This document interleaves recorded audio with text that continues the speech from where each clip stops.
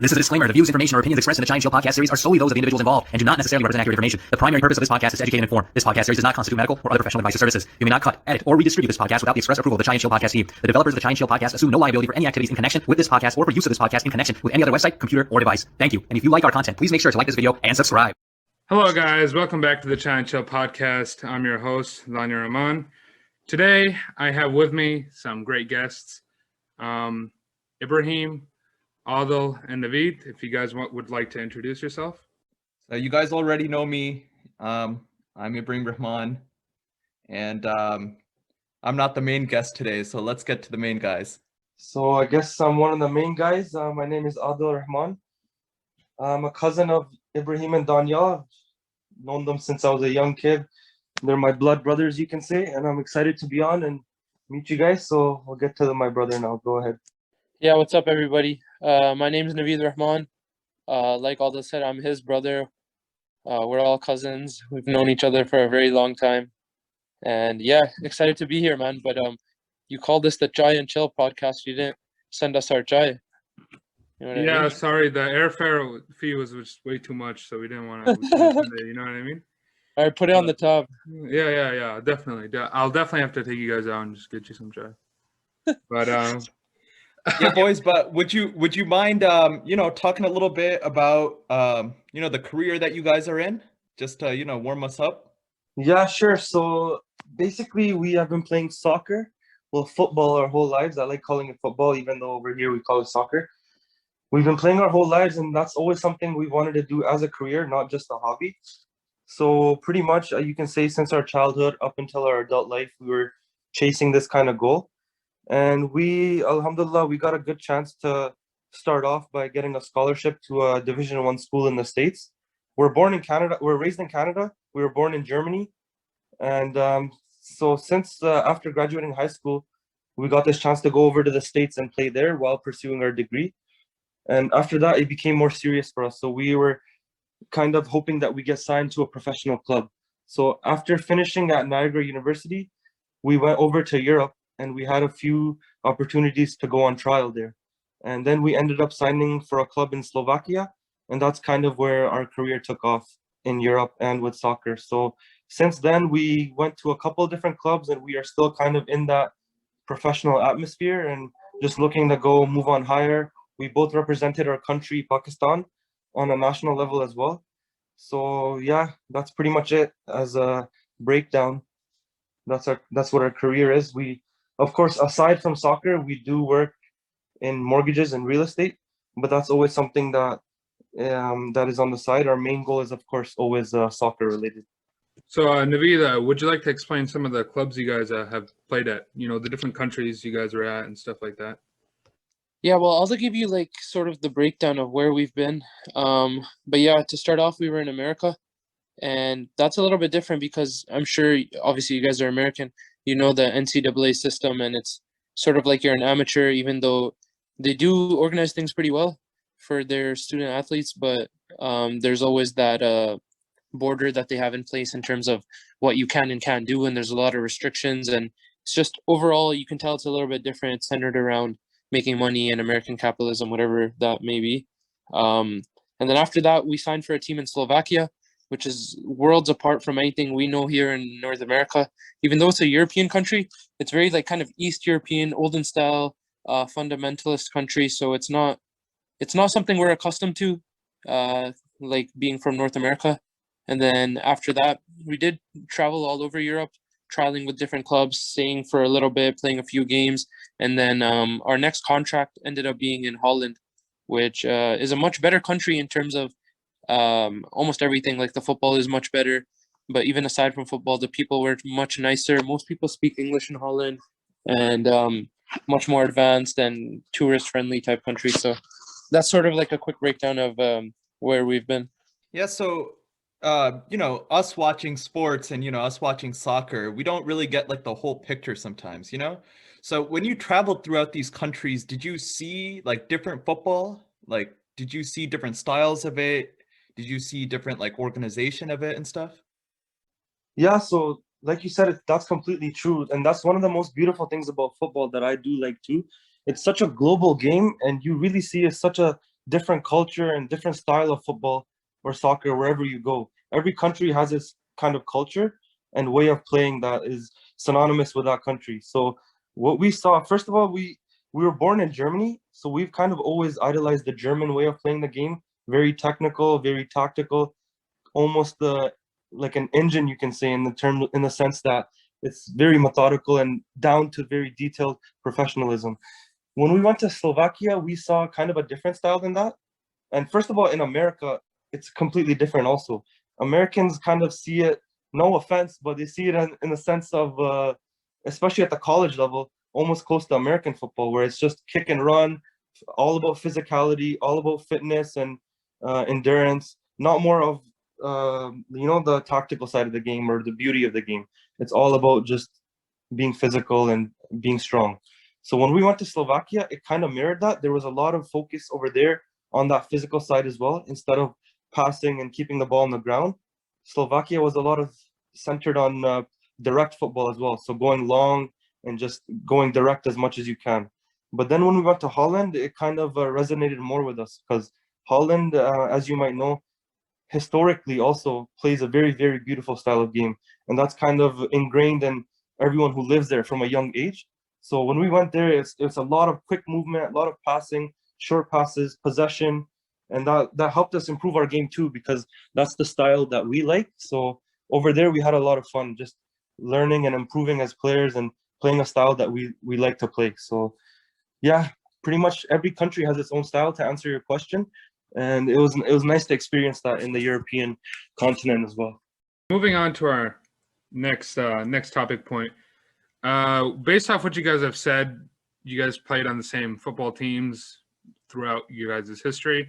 Was there ever a chance of you guys going your own separate paths, and did you guys come on agreement upon that? If one of you guys got a contract to a club and another one got a contract to another club, you guys would separate, or how would that work out? Yeah, I mean, growing up, wherever you are in most parts of the world, teams are usually split up by age group. So up until when we were 18, I used to play up for maybe the past 4 years, but before that we were always on separate teams. So most of our life in our childhood, we weren't always on the same team growing up. So in terms of being able to play with each other, without each other, or on completely different teams in different parts of the world, if that situation ever arose, which we did have a conversation about, if that was a situation where one club wanted one player but not the other, or they only needed one player, then yeah, we wouldn't really have any problems with that. And we've both trialed separately at different teams before when we were apart, so that shouldn't be too much of an issue. But it just so happens that since we play somewhat similar, if a coach liked one of us, it's just been that way, that most likely they'll like the other one as well. So we've been fortunate in that respect, but it hasn't really been a stopping point in the past. And even going forward, if that situation were to arise, it would just be a matter of, go for it, and whatever happens, right? Yeah, that's tough, but at the same time, I'm happy to hear that you guys have discussed it and are handling it with some professionalism. It's hard, especially in this day and age when there's a limited number of opportunity, especially in such a competitive sport. But I'm gonna change gears here and kind of probe you guys, because if it's not a giveaway yet, we're from a Pakistani background. So, that's like a very brown traditional environment that you guys grew up in. Was there any backlash when you guys grew up with this whole idea of wanting to be professional football players? I mean, our community better than us, so let's hear it. Oh man, yeah. Where can I start? How these things are just in the brown culture, that they want their kids to be lawyer, doctor, engineer. That's it. And after that, you see someone trying to pursue something else, especially sports. It's always that image oh, what is this guy doing? He's not really smart, and he has a goal that's not very realistic. And but to be honest, we've been fortunate enough that in our very direct support system, no one's ever kind of given us that backlash, oh, you need to stop, oh, what you're doing is not realistic, just focus on something else. No one's really said that. Our family's been very supportive. They've always supported our goal and always told us that do as much as you can, go for it, and kind of just had our backs the whole way. And a good thing is that we've always we haven't ever neglected school. Like that's kind of one thing that helped us out. If we kind of just dropped that altogether, then only done soccer, I think that would have faced us way more backlash than what it already did. But thankfully, we completed school too. So in that sense, yeah, wasn't much backlash, but there's always that thing from other people too in the community, like, oh, these guys are kind of just dreaming. They don't have realistic goals. They should focus on school, this, that. So yeah, it went both ways. Directly in our family, not too much backlash, but overall, like, yeah, in the community, people do look at us in a way that, oh, these guys are just, they don't know what they're doing. Yeah, and having gone through that, like, what advice would you give to other young athletes in the Brown community that want to become professional footballers or professional athletes in the future? Um, I think that sort of ties into just like your overall outlook at life in general. Like, for example, whether you're pursuing something, I always think it's a good idea to have kind of a diversified like option available to you. So whether you have your heart and goal set on one thing, there may not be opportunities for you to do that thing that you have your heart desired on, or you may not be good enough, or there might be a variety of other factors that are preventing you from doing so. Say, for example, you get injured and you can never play the sport again, for example, then what's your fallback? Like, what other option you have? So my advice to young kids growing up would be is, of course, when you're training, put your absolute all into your training and make sure you're doing everything you have to.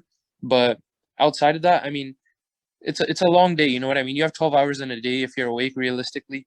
Even if you're spending 4 to 5 hours training, which is a lot, you still have the rest of the day to do something. So, I mean, I would advise that you should always stay focused on your school, have that as a fallback.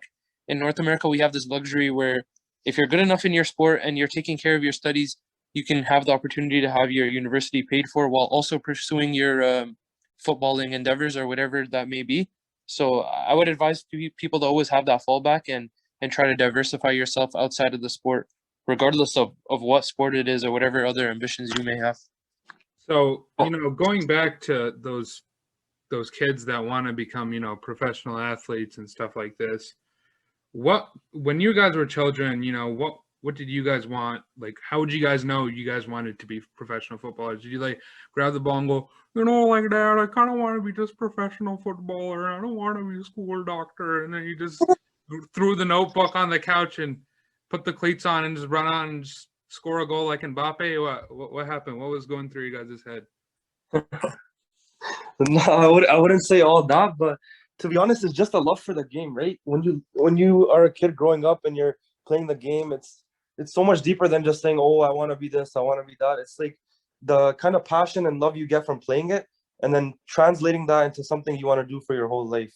And also to touch back on the previous point, in our community, especially as a kid growing up, you face all this backlash. You have people saying, no, no, no, you can't do this, you can't do that. What I would advise young people is use that as fuel. As much as people tell you, no, you can't do it, work even harder to prove them wrong. Like, especially if it's something you want and where the more work you put in, your results will show. Just keep putting in that work, be on the ball every day if that's what you want to be doing. Just train as hard as you can and prove those people wrong that in our community are saying, no, you can't do that. Yeah, and oftentimes we get this image, especially in the Desi community, that these athletes or other guys that are pursuing different fields aren't disciplined, but that's just completely wrong. To be an athlete and to be at the level that you guys are at, you must be very disciplined. So would you mind like sharing kind of your daily schedule and how you're staying in top shape, training, and if you guys could also include like the diet plans that you've tried and are sticking to? Yeah, I mean, I would agree with the sentiment you're trying to issue is that you definitely have to be disciplined. Like without that, you're not going to go very far. I know many kids growing up that had all the talent in the world and at that age group were very good at the sport, but if you lack discipline, odds are that your opportunities start to go away and you start getting focused on the wrong things and getting away from the sport. So yeah, just to touch on what you were saying, like a typical day, if you're in season and you're training, you would get up, you have training in the morning, so you head over to training, you do your training. After training finishes, you always want to start your recovery work. So that typically involves like whatever recovery fluids you're taking, supplements, BCAAs, protein shakes, whatever you're doing with that, stretching and icing if that needs to be done. And then as far as a professional athlete, after that, you basically have the rest of the day to do whatever you like. And I mean, it all depends on what you prefer as an individual from that point on. I know many guys, even within the professional game, that say it's a Friday night and you're finished your training, you don't have a game the next day. They like to spend their time going out and doing things like that. But it's obviously about prioritizing and making sure you're taking care of the things that you need to be doing to be at the top of your game.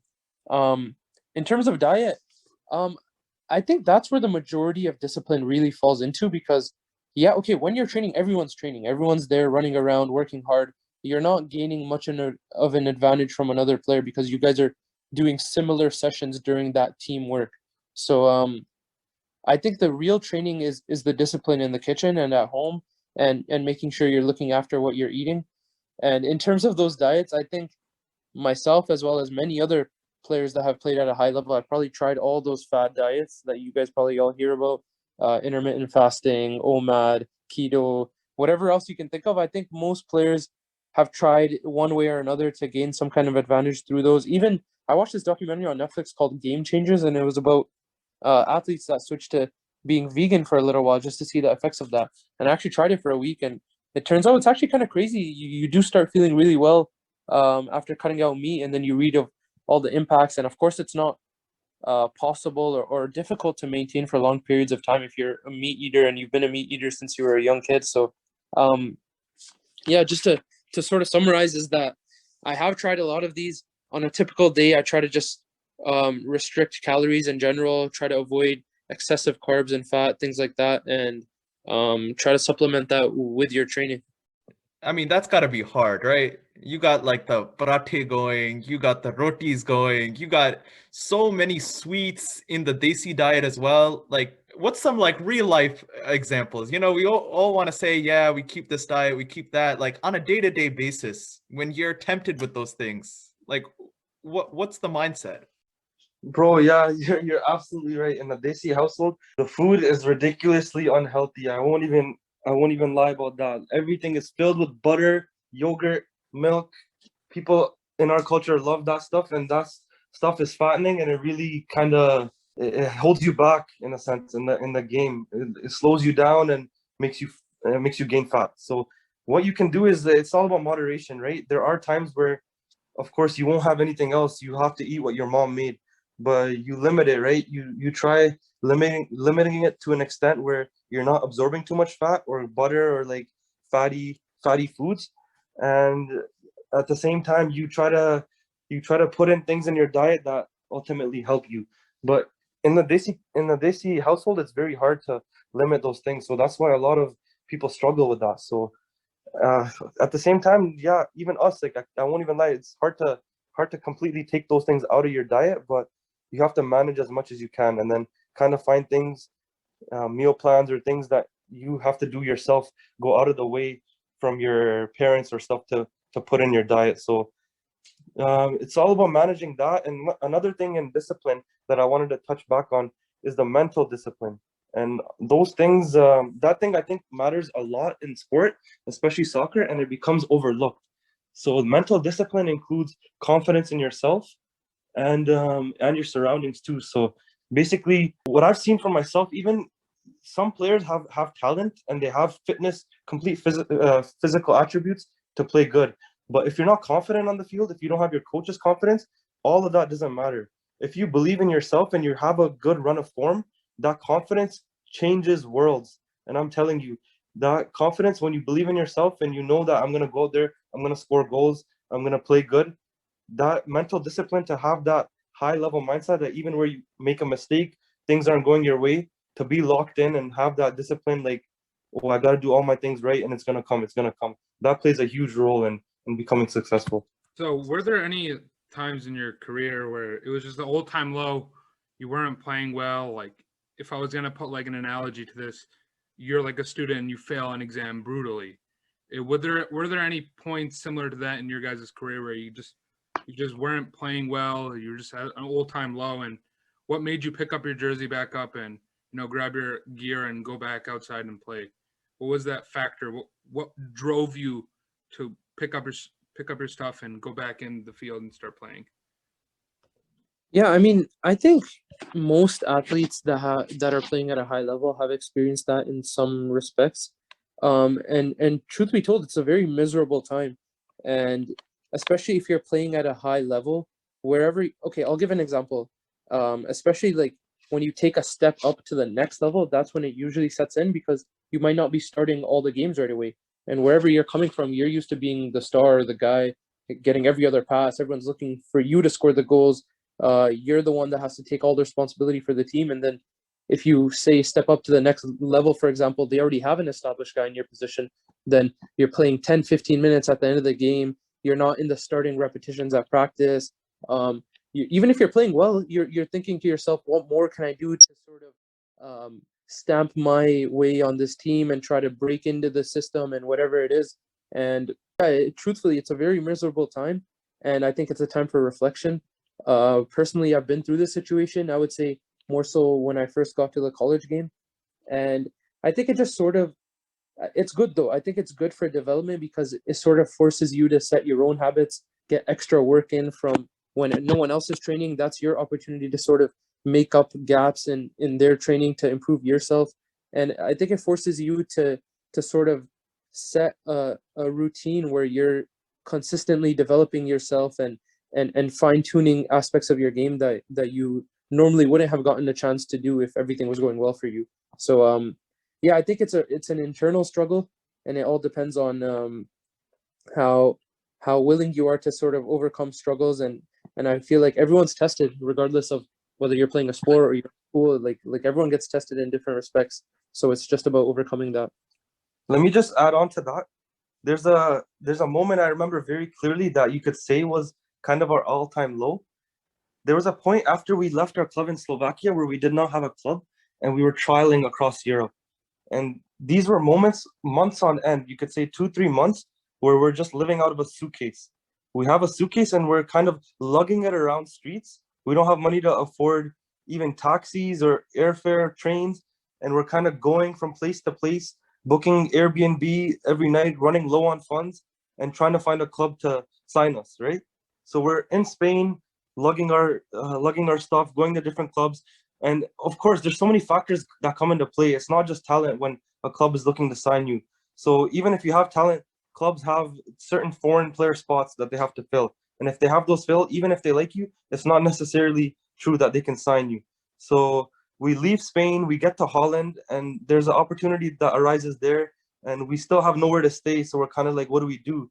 Thankfully, someone at the club sets us up at a local RV park where we stay in a bunker, believe it or not, literally a bunker that's the size of like a big van. You guys have ever seen that? Like Trailer Park Boys. Yeah, literally Trailer Park Boys. So we're living there for a few weeks, and I kid you not, our bed literally doubled into our dining room table. So at night we would flip it down and it's our bed. In the morning we'd flip it up and it's our table.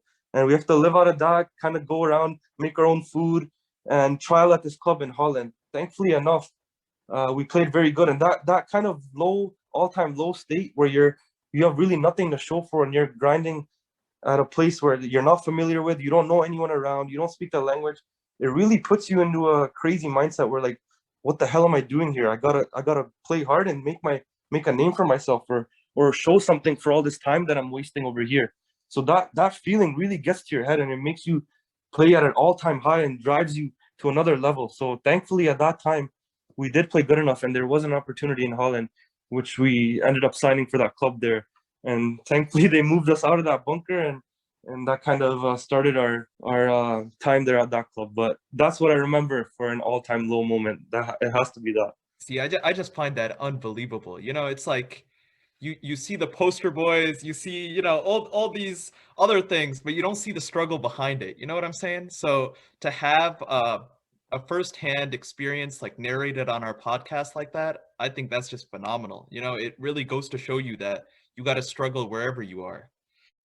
Kind of to bring it into a lighter mood in a sense, what do you guys do when you have all this stuff on your mind and you're about to go into a game? Like what's the mindset? How are you getting rid of those pre-game jitters and stuff? Yeah, man, it's a crazy thing what you guys are talking about, and And in terms of just like focusing your for a game, I think over the years I've sort of just built up a routine of things I like to do on game day. And believe it or not, but I agree with this. I think athletes are some of the most superstitious people in the world when it comes down to game day routine. Because over the years, you'll do things on game day, and if you have a bad game, then you're not going to do that thing on game day the next week, right? And then if you're doing something on game day and you have a good game that day, you'll be doing that for years. So my specific superstitions are pretty unique, and I have a whole list of them. So on game day, for example, for warm-ups, I'll never wear shin pads or my game socks. I like to warm up in just like my casual training socks. That's my first one. The second one I have is I never cross half, like the line. I'll never step over that before the game starts. Like even if a ball goes over half, I'll go all the way around to get it. You know what I mean? It's just like something I've always done. I'll always make sure to kick at least one ball into the net before the game starts to sort of get the goals flowing. And prayer, man. I always pray before stepping on the pitch. I like to touch it with my right hand, the grass, and pray before taking my first step, and I say Bismillah before starting the game. Yeah, so, going back to some more like lighthearted, funnier stories, I could even share one for myself. I play squash at my college, and one time my coach, he's an older dude. So we're going to this college, it's like a fancy college. So we pull up and he goes to the other team and he goes, I got some Pakistanis. They're pretty good. And I was like, bro, I've been only playing for a week. And then he was like, yeah, you're pretty good for a weak player. And I was like, coach, this guy's been playing for 12 years. And then he goes, yeah, just play your heart out. And I was like, come on, man. So have there been like any situations like that? Any funny stories that you guys have faced? Yeah, I can just think of one right off the bat when Aldo was talking about taking subways and trains all over Europe. So once we were lugging our suitcases in the train stations of Valencia. So I had two heavy suitcases and I'm dragging them, and we get to a subway. And the thing is, like, my suitcase, it's like one of those, like back then I had like some flea market suitcase, so it's like all messed up, the wheels are busted. It used to just fall over on its own, and it probably weighs like 25-30 kilos. And there was this random guy standing in the subway beside us, and he was just kind of pissing us off from the way he looked. You know what I mean? He had like these high shorts on and disgusting armpit hair and wearing some weird tank top type system.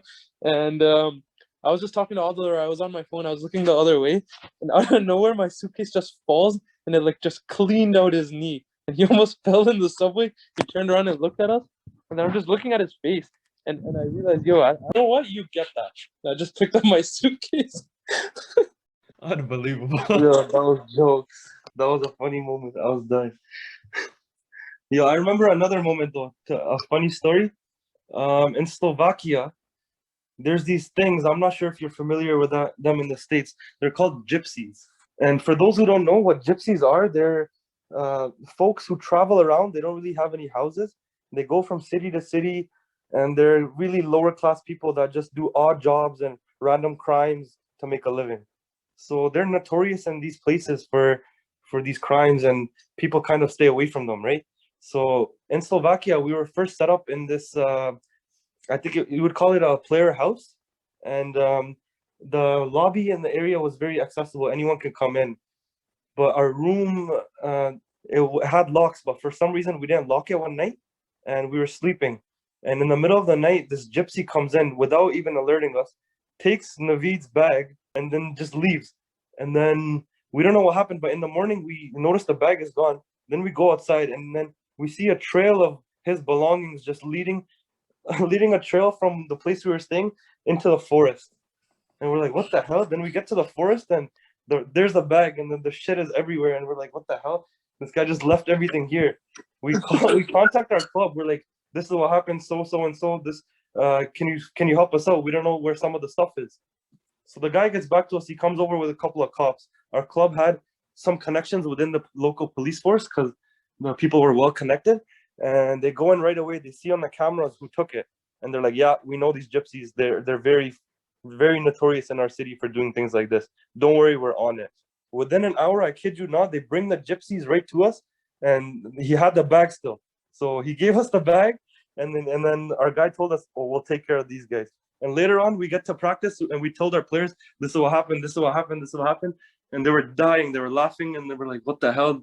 Leave your door locked, you know what I mean? And then later on, we find out, they're like, oh, one of our club contacts, they took care of those gypsies in jail. Apparently, one of our guys had someone break their finger in jail.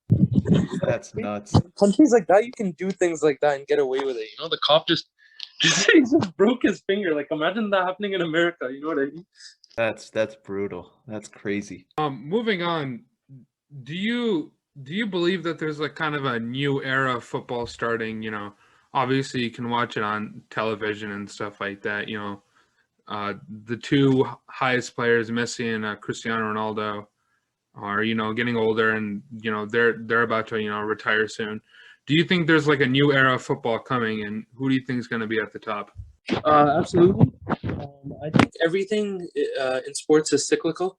So after whoever or whatever team has dominated for a long period of time, it's normal for these things to have cycles. And then that team struggles for a bit until they find a new identity. And it's the same way with football. The thing is, we've been blessed with having all of us growing up watching Messi and Ronaldo. So we're used to seeing them every week, scoring lots of goals. And the reality of it is that Messi, especially, is probably the best player ever when it comes to football. So it's hard to live up to that standard of excellence. And I don't know, and I don't believe that anyone could ever reach that specific height. But realistically, there has to be someone at any given moment that's the best player in the world. So I'm sure someone will take that spot. And I think the rivalry now coming up is probably Kylian Mbappe from PSG and Erling Haaland from Dortmund. And yeah, they're both promising young players. I don't know. I don't think they'll ever reach Messi and Ronaldo's heights, but it should definitely be interesting. And let's see what the sort of next cycle is. But yeah, it has to be something sooner or later, you know? Yeah, definitely agree. So, you know, moving on to our last and final point, are there any encouraging words you have for the youth that, you know, look up to you guys and, you know, go, you know, all the Navid became professional footballers. I want to become professional something. Do you have any encouraging words for the people that are watching you guys and looking up to you guys? Yeah, for sure. I mean, for every kid that wants to achieve a goal in soccer or a career in soccer, I would say just keep going, and put as much time and effort you can as possible.